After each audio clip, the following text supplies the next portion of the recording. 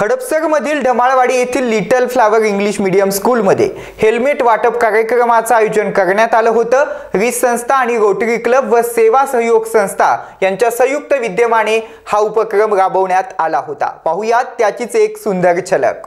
विद्यार्थी व पालक सदोदित गाडीवरून स्कूलमध्ये येतात आणि हीच बाब लक्षात घेऊन संस्थेचे अध्यक्ष संजय हरपळे आणि सचिव सौ सुधाताई हरपळे यांच्या मार्गदर्शनात हा कार्यक्रम आयोजित करण्यात आला होता।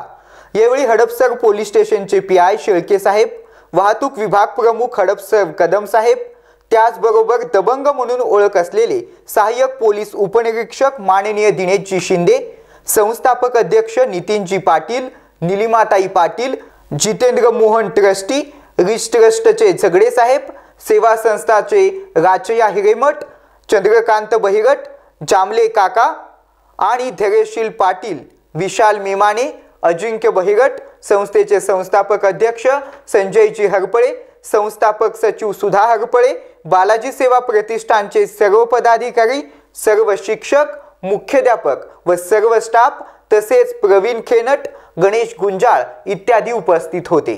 Rajendra Shinde, star Maharashtra news, Pune.